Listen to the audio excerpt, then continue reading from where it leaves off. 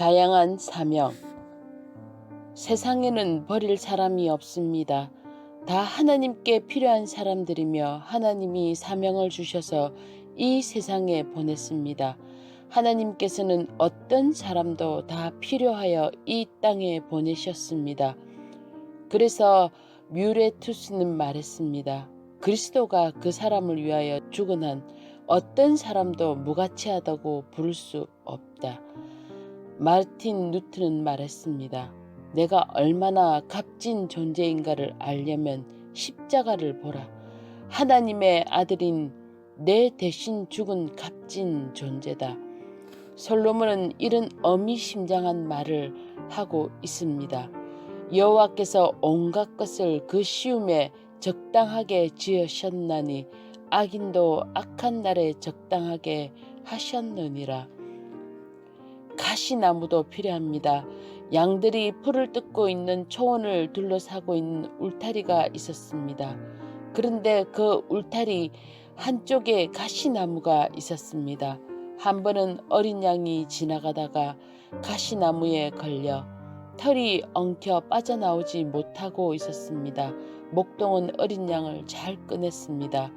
그러나 가시나무에 털들이 많이 걸려 뜯겨져 있었습니다. 가시나무는 아무짝에도 필요 없는 존재처럼 보였습니다.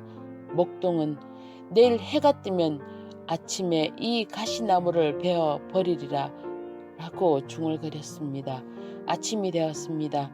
목동은 낫을 가지고 가시나무로 갔습니다. 새들이 수없이 날아와 가시나무에 걸린 양털을 뜯어가고 있었습니다. 그리고 자기 보금자리에 깔고 있었습니다. 새 새끼들을 포근하게 하려는 것이었습니다. 이런 모습을 본 목동은 중얼거렸습니다. 가시나무도 필요하구나. 그리고 베려다가 다시 돌아오고 말았습니다. 가시나무에도 사명이 있습니다. 하나님은 가시나무도 필요하여 만드셨습니다. 베드로는 말하고 있습니다. 각각 은사를 받은 대로 하나님의 각 양 은혜를 맡은 선한 청지기 같이 서로 봉사하라. 베드로전서 4장 10절 말씀입니다. 니폰이 망하고 토요다가 성공한 이유. 일본의 자동차 회사 중에 니폰과 토요다 두 회사가 있었습니다. 그런데 니폰은 없어지고 말았습니다. 그러나 토요다는 지금 세계 굴지의 회사가 되었습니다. 그 이유가 무엇입니까?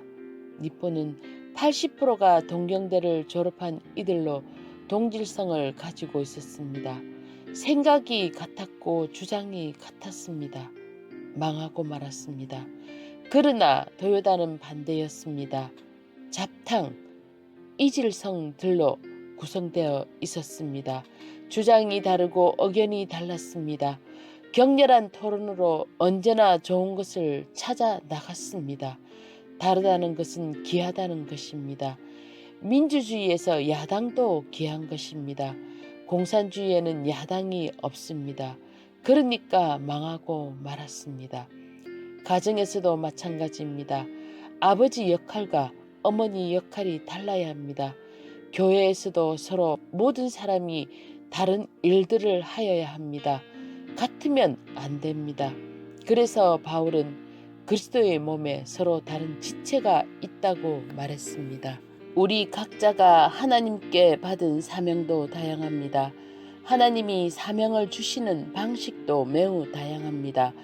꼭 내가 사명받은 방식만 진짜고 다른 사람이 받은 방식은 의심하는 그런 교만이 없어야 하겠습니다. 하나님이 직접 주신 사명. 하나님이 누구를 통하지 않고 직접 사명을 주시는 경우가 종종 있습니다. 소위 지원병이 아니라 차출병입니다. 모세가 그렇습니다. 모세는 하나님의 일을 하고 싶은 마음이 전혀 없었습니다. 이스라엘 백성들을 애굽에서 가나안으로 인도할 마음도 없었습니다. 그러던 어느 날 양을 치는데 하나님이 갑자기 모세를 부르셨습니다. 모세는 못한다고 4번이나 거절했습니다. 그러나 하나님은 거절하는 모세를 거절하셨습니다. 모세가 이스라엘 백성들을 인도하는 사명은 모세의 마음에서 나온 것이 아니고 어떤 사람이 스카웃한 것도 아니고 전적으로 하나님이 주신 것이었습니다. 바울도 마찬가지입니다. 바울은 한 번도 예수님을 전하는 선교사가 되겠다고 기도한 적이 없었습니다. 꿈에도 그런 생각을 하여 본 적이 없습니다. 예수를 따르는 사람들을 보면 이를 갈며 죽이고 싶은 마음밖에 없었습니다. 그러나 그날도 예수님을 믿다가 핍박을 받고 도망간 이들을 다메섹까지 따라가서 죽이려고 가다가 예수님을 만났습니다. 바울은 그 이야기를 늘 하고 다녔습니다. 사도행전에 3번이나 나옵니다. 바울은 더듬더듬 사람들 손에 이끌려서 다메섹으로 들어갔습니다. 그리고 3일 동안 식음을 전폐하고 있었습니다. 하나님을 만났습니다. 그때 하나님이 바울을 부르셔서 이방인의 사도 사명을 주셨습니다. 100% 하나님의 은혜였습니다. 베드로도 그렇습니다. 베드로는 예수님의 수제자였습니다. 베드로는 갈릴리 호수에서 고기를 잡아 생계를 근근히 이어가던 어부였습니다. 단 한 번도 예수님의 제자가 되겠다고 마음을 먹은 적이 없었습니다.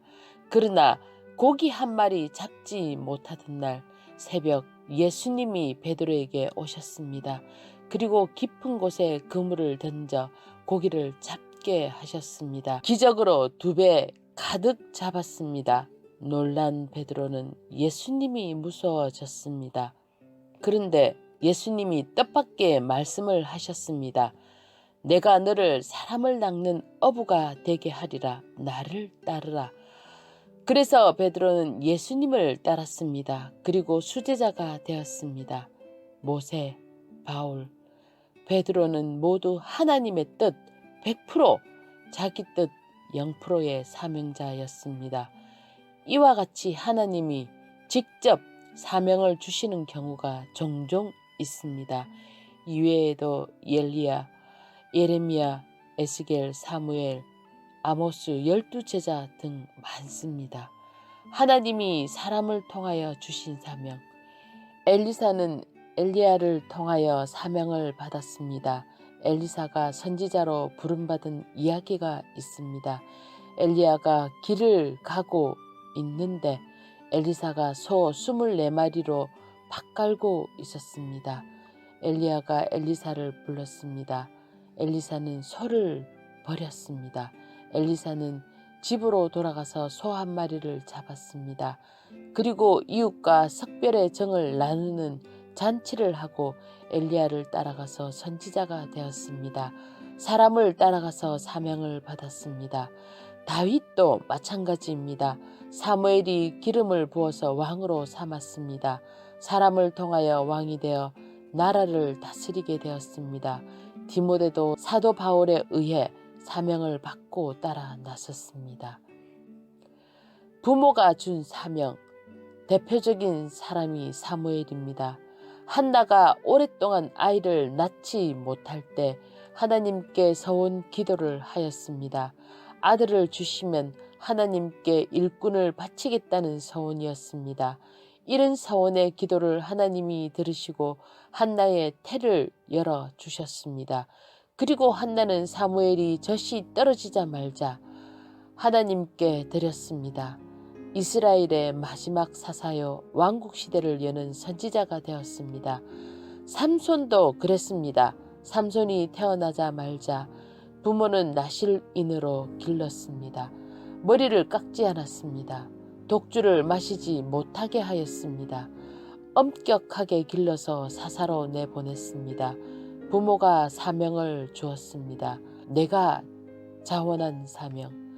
하나님이 사명을 주신 것도 아니고 사람을 통하여 받은 사명도 아니고 부모가 준 사명도 아니라 스스로 하나님 앞에 사명자로 났을 때가 있습니다.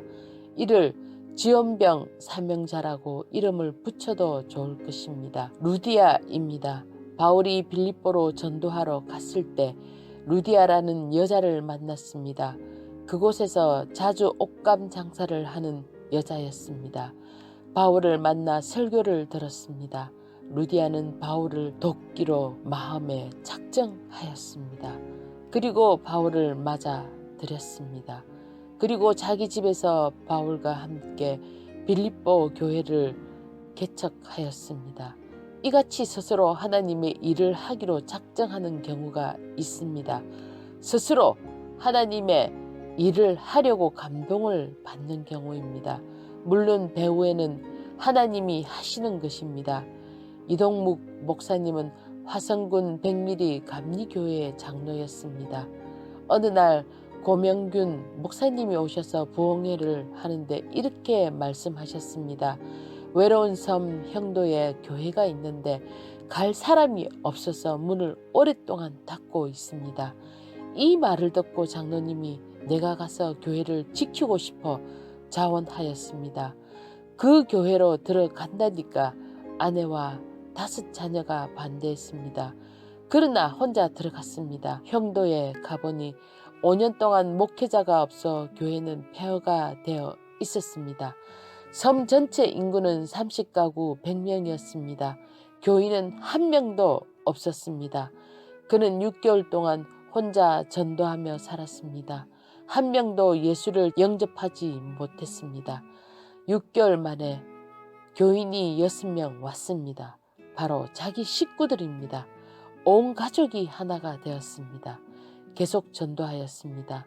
너무 고생하다가 아내는 반신불수가 되었습니다. 딸 하나가 파도에 휩쓸려 죽었습니다. 그러나 이제는 그 마을 거의 전체가 예수를 영접하게 되었습니다. 아름다운 교회가 되었습니다. 이같이 하나님의 일을 하겠다고 자원한 사명자도 있습니다. 아멘.